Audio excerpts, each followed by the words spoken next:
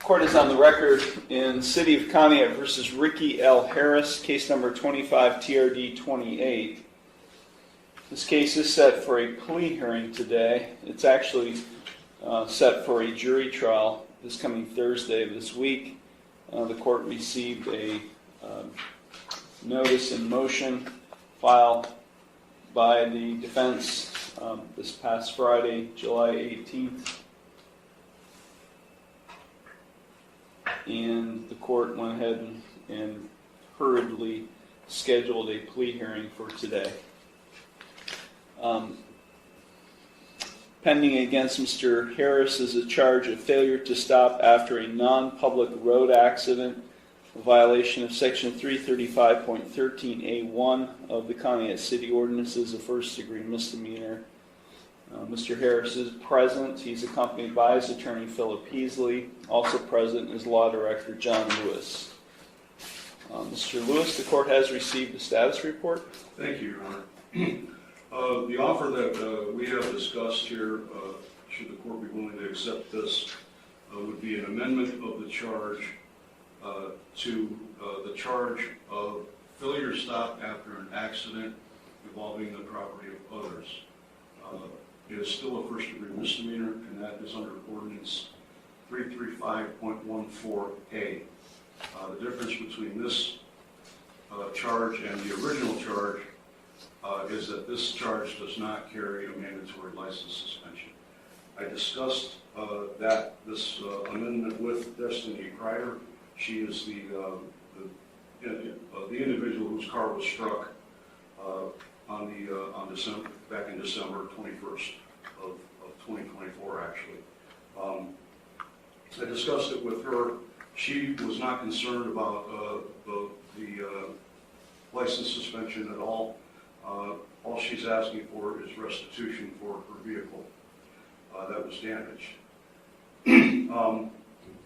I have for the court an estimate from West Penn Collision.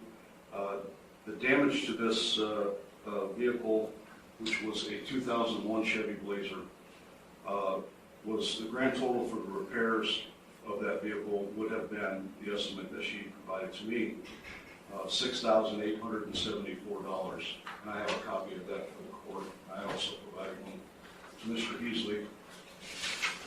The Blue Book value of the vehicle as of July 16th of 2025 is $1,665, and I have a copy of that also for the court and for Mr. Heasley. So what she's asking for is restitution in the amount to the order, excuse me, $1,665 in restitution.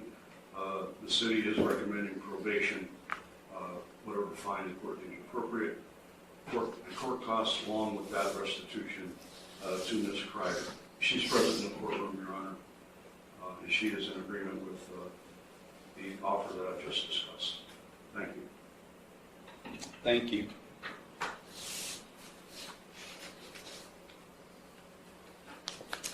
And the victim's name again is? Destiny Kreider. Ms. Kreider, I'm sorry, you're not listed here in the original charge. Ms. Kreider, thank you for being here today. Did you understand everything that Mr. Lewis just outlined in the terms of a proposed resolution? Yes. And are you in favor of that proposal? Yes. Thank you very much. Mr. Heasley? Thank you, Your Honor.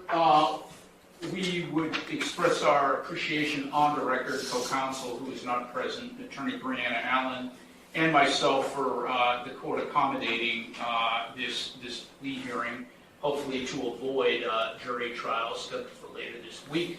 We have discussed at length with our client, Mr. Harris, the offer.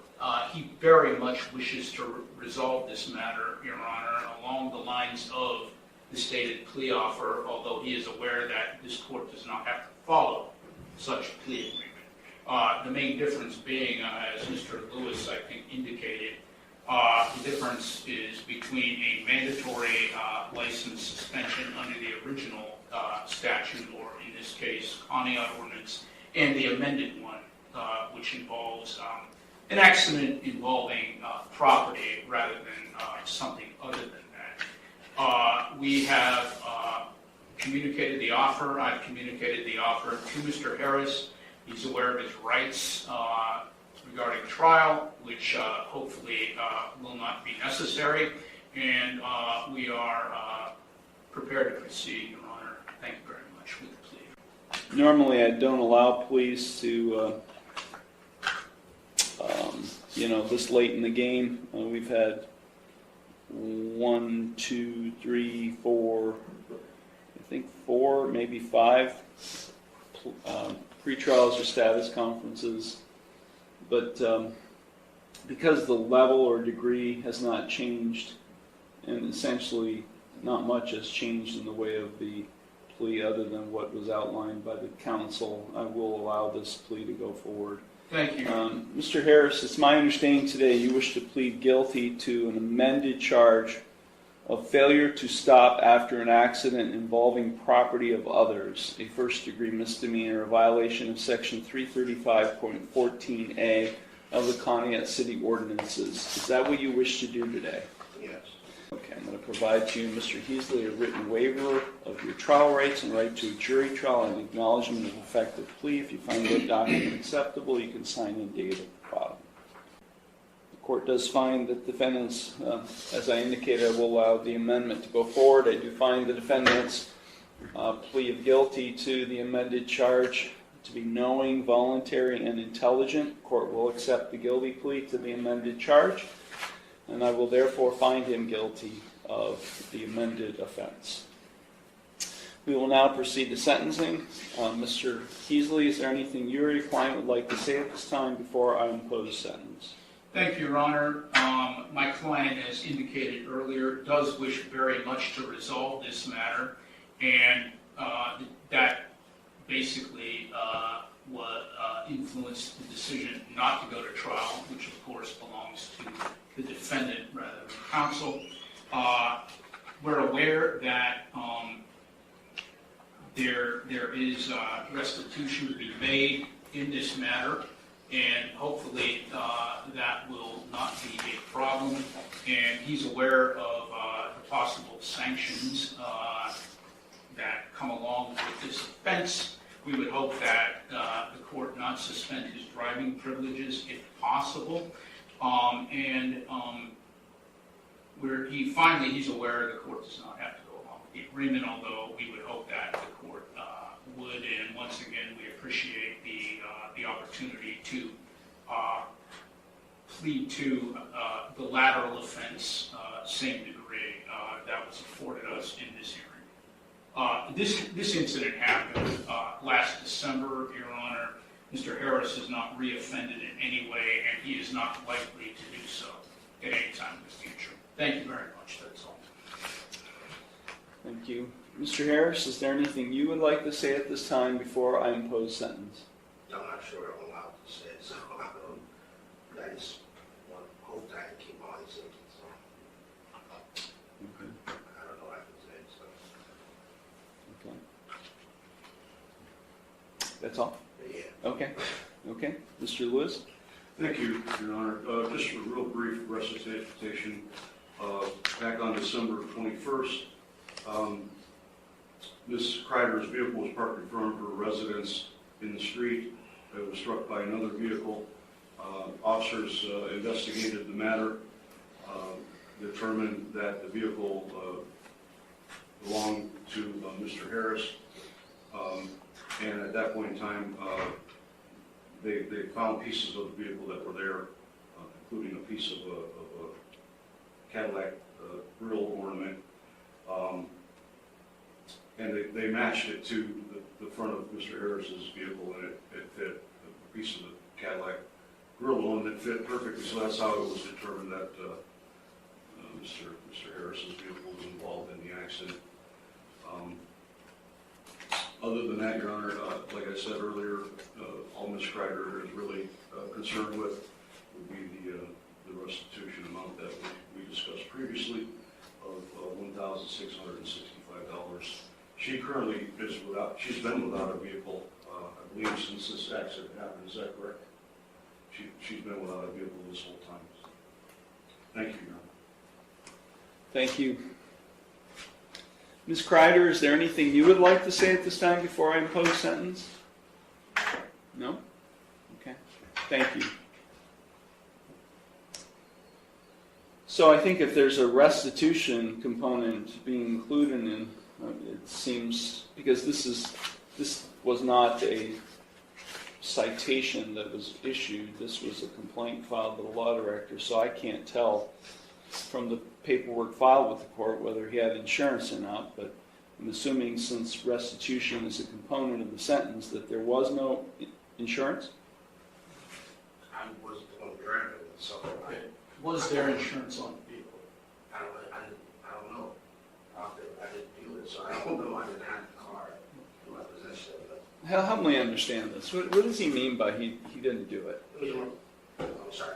But We were prepared, Your Honor, although he does wish to resolve this matter, according to the offer which was just recently extended to us, with trial on this matter. But he has waived his rights to... I understand. Just tell me what happened. I understand. Just tell me what happened. I'd like to know what he's claiming happened. Another individual, Your Honor, was operating the vehicle at the time of the accident, not Mr. Harris. But he does wish to resolve the matter in lieu of trial. I just accepted your plea of guilty to this charge, Mr. Harris. I'm now in the sentencing stage. okay, I understand, but I'm getting advised by my lawyer, so I'm not. That's what I said. I don't know what I'm allowed to say and not allowed to say. I'm trying to be respectful. The judge wanted to know regarding insurance on the vehicle, the Cadillac Escalade. I get that. I didn't have insurance on that vehicle. Whose vehicle was it? Okay, so the vehicle was in my name that I used. I let my brother have that vehicle because I'm trying to help him out. It's your vehicle. It was in my name. It was his vehicle. He purchased it. He bought it. Was the title transferred? No, he did not transfer the title.